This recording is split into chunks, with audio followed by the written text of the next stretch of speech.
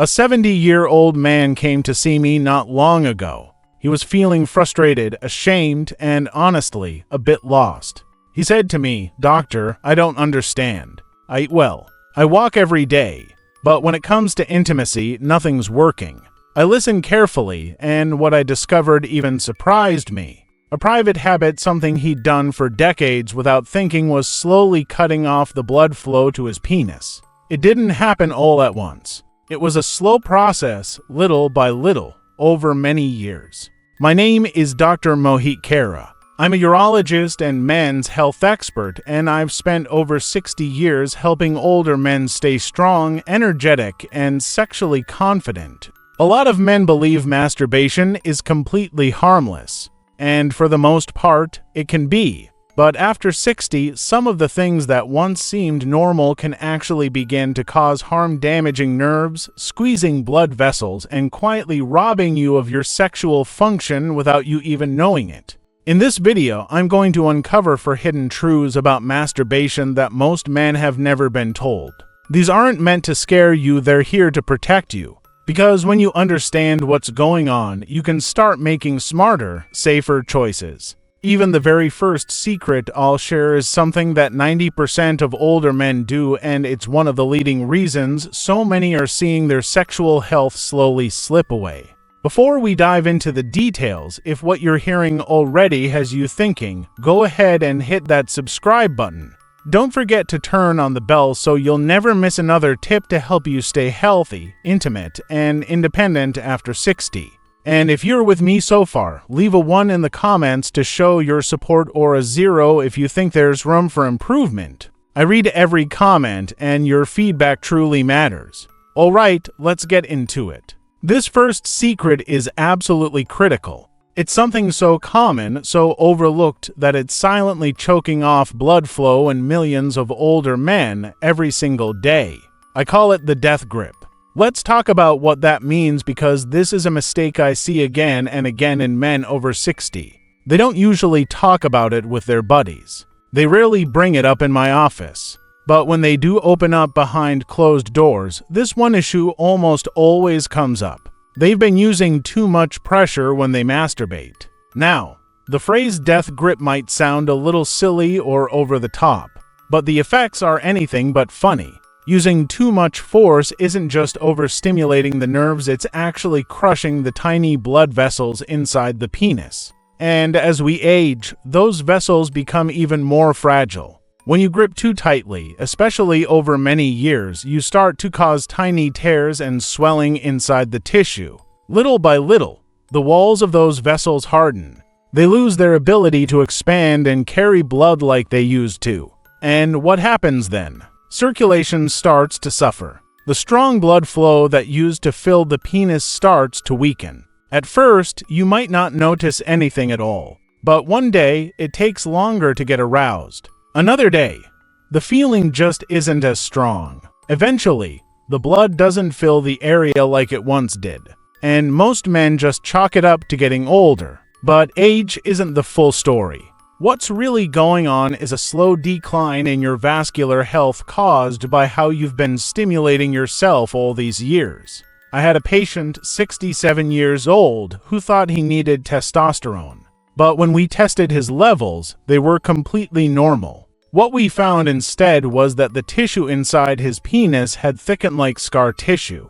Years of overly aggressive self-pleasure had actually reshaped how his body worked. And here's the sad part, it could have all been avoided. Just a little awareness and care could have saved him from years of frustration. You see, the more pressure you use, the more you deaden your sensitivity. The nerves stop responding like they used to. So, what do most men do? They squeeze even harder just trying to feel something. And that only makes the damage worse. This kind of damage doesn't just affect your body. It affects your confidence, your closeness with your partner. You might start pulling away from intimacy without even realizing it.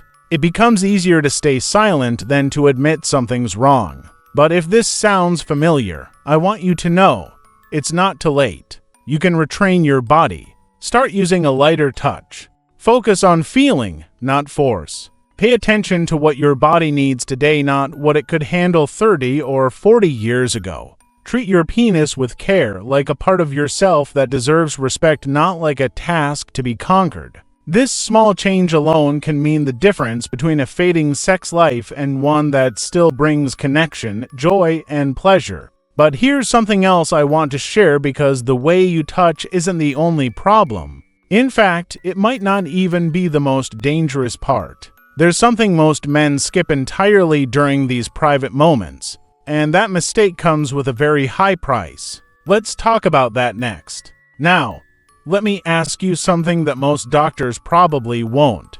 When was the last time you used lubrication during self-pleasure? For many men over 60, the answer is either never or I didn't think I needed to. And that's exactly where the problem begins. I want you to try something for just a moment. Take your hand and rub it quickly across dry skin for about 30 seconds. It's not very comfortable, is it? Now, imagine doing that same thing to one of the most delicate parts of your body, where the skin is thinner, the nerves are more sensitive, and the blood vessels are vital to your sexual health. That's what happens every time you masturbate without using lubrication. It might not feel like a big deal in the moment, but dry stimulation creates tiny tears in the skin. These little injuries don't always sting or bleed, so you may not notice anything right away. But over time, they cause long-term inflammation. That leads to scar tissue, and eventually, those tiny blood vessels begin to shrink and harden. This cuts down the amount of oxygen-rich blood flowing to the penis. And with less blood comes less sensation and weaker erections. I've seen this happen in real life with many of my patients. One man, 72 years old, came in heartbroken over his declining ability to feel anything during intimacy. He said, "It's like my body just stopped responding." He didn't have diabetes. He wasn't a smoker. But when we took a closer look, his skin was visibly thinner and had lost its elasticity.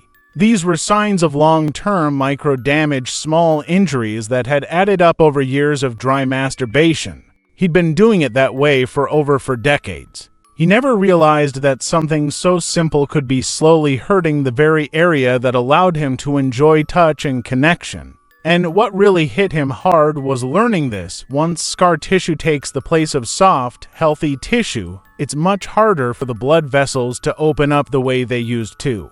Less blood flows in, less blood stays in, and over time, the feelings you once enjoyed begin to fade. The body starts treating the area like a zone of injury, and once that happens, it gets harder and harder to recover. But there is good news. This kind of damage can be prevented and sometimes even improved by doing one simple thing: use a good quality lubricant. Whether it's water-based or silicone-based, the right lube helps reduce friction, protect the skin, and support the blood flow you need to stay healthy and responsive. Think of lubrication like sunscreen. You don't use it because you're weak, you use it because it protects your skin from damage. It's the same here. Lube isn't just about comfort, it's about function. It helps keep your most sensitive skin strong, flexible, and well-nourished. And if you've never used it before, that's okay.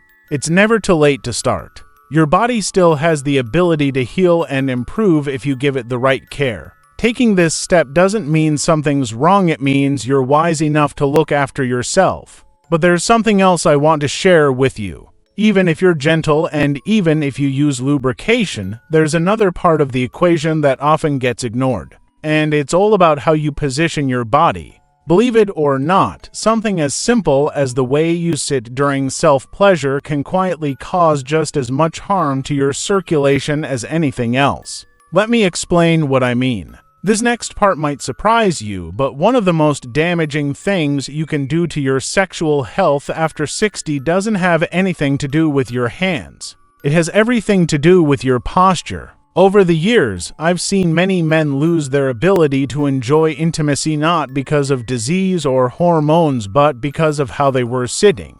Most older men tend to masturbate while sitting down. It makes sense. It's easy, it's comfortable, and it's what they've always done. But the problem is that sitting for long periods, especially while hunched over or curled up in bed, puts pressure on a very important area of the perineum. That's the spot between your anus and your scrotum. It might not seem like much, but this area is home to some of the key arteries and nerves that carry blood to your penis. When you sit on it for too long, especially in a slouched position, it's like putting a clamp on a hose. Even if the water pressure is strong, the flow gets blocked. The blood can't move freely, and over time, the tissue starts to suffer. This kind of pressure doesn't usually hurt, which is why most men don't notice it. But slowly and quietly, the blood flow decreases. The nerves don't get the oxygen they need, and the sensations begin to fade. I remember a man named Robert, he was 74, who came to me saying that even with medication, things just didn't feel right. His erections were weak and they felt numb. We checked everything: his blood work, hormone levels, even his heart. But nothing explained it. Then he mentioned something almost in passing. He always sat on the edge of his bed to pleasure himself, leaning forward for 20 to 30 minutes at a time. That was the missing piece. When we did an ultrasound, we found signs of vascular congestion. Basically, his blood wasn't flowing into the penis properly. His posture, something he never thought twice about, had been slowly cutting off circulation. It wasn't his hormones. It wasn't his age. It was the way he'd been sitting. And this kind of problem builds up over time. What starts as just a little numbness can turn into incomplete erections. What begins as slight tingling can turn into a lack of arousal altogether. Eventually, many men lose their ability to maintain intimacy, not because they're too old, but because their pelvic blood flow has been restricted for too long. Here's something important to remember. Sexual health depends on your pelvic health. If you cut off blood flow in that area, everything else suffers. That region needs space. It needs movement. It needs relief from pressure. Thankfully, the fix is simple. Recline instead of hunching. Support your lower back. Open your hips. Even something as small as a pillow under your tailbone can make a big difference. Just like you wouldn't cut off circulation to your legs for 30 minutes, don't do it to this vital part of your body either. A small shift in how you sit can make a huge difference in how you feel and in how long you stay intimately alive. But we're not done yet, because even with a gentle grip, good lubrication, and better posture, there's one more habit that quietly causes the most damage of all. It has nothing to do with how you do it and everything to do with how often. Now, this next part might be a little harder to hear, but it's important. Because sometimes the real harm doesn't come from how you touch yourself or even how you sit, but from how often you do it and whether or not you listen to your body when it's trying to say, "That's enough." I'm talking about overstimulation.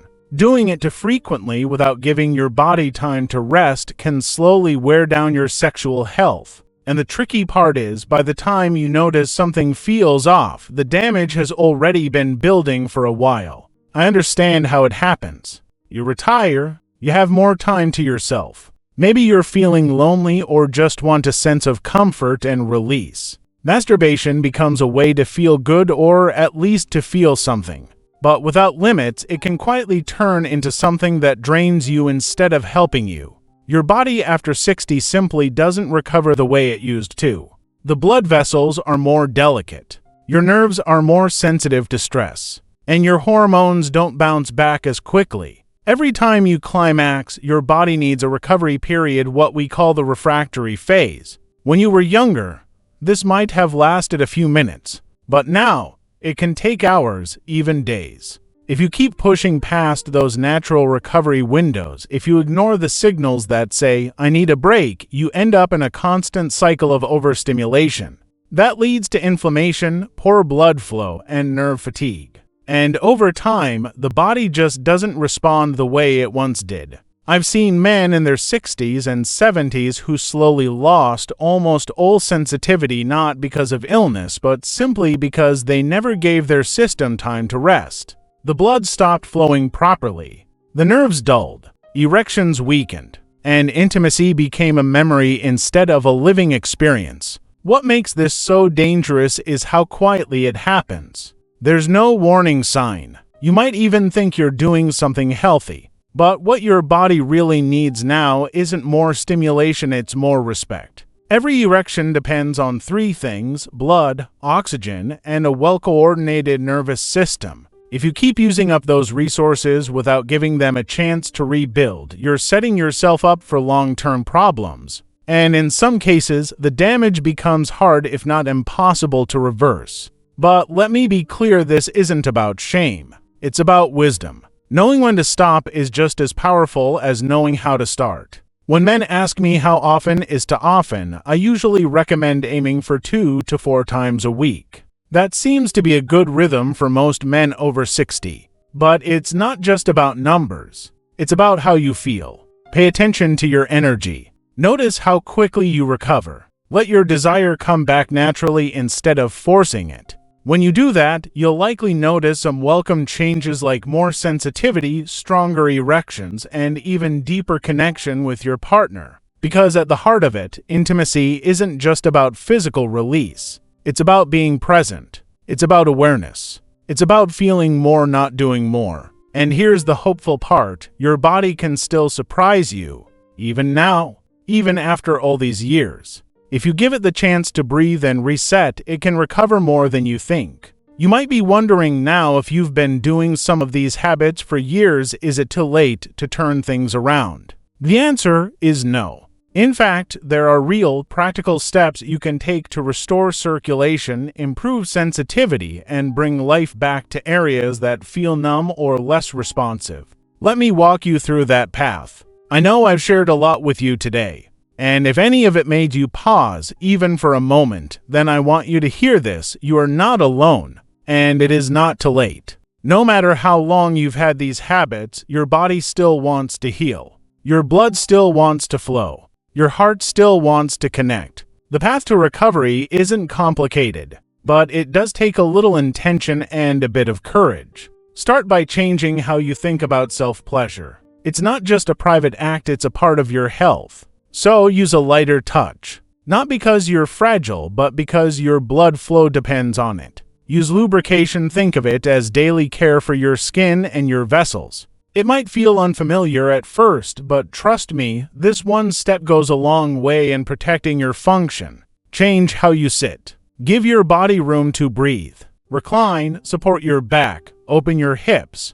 Even placing a small pillow under your tailbone can help relieve pressure on the nerves and arteries that matter most. These might sound like small things, but they add up to something powerful. And don't forget about frequency. Give your system space to recover. 2 to 4 times a week is a healthy balance for most. Don't chase intensity, chase presence. Slow down, breathe, let the feeling build naturally. Focus on sensation, not just release. You'll be amazed by how much more satisfying it becomes when you give yourself permission to feel fully. Outside of those moments, take care of your circulation. Walk more. Stretch your hips and back. Drink more water. Eat foods that help your blood vessels, things like beets, berries, spinach, and fatty fish. And if you're worried about changes in sensation or function, don't hesitate to talk to your doctor. Asking for help isn't a weakness, it's a sign that you still care about living fully. Most importantly, please hear this: forgive yourself. So many of the habits we've talked about today, no one taught you they could cause harm. You were just doing what felt right at the time. But now you know better, and that means now you get to choose better. And that one choice can bring back not just your physical health, but your confidence, your connection, and even your joy. You're not too old. You're not broken. You're not done. This is your moment to take back what matters. Every change you make, no matter how small, can bring more sensation, more pleasure, and more closeness into the years ahead. If you've made it this far and you're ready to start this journey, go ahead and type "I'm ready" in the comments. And remember, sometimes the smallest changes lead to the biggest breakthroughs. This isn't the end. It's the beginning of something much better. If you're ready to take control again, hit that subscribe button and type "I'm ready" below. Your comeback starts now.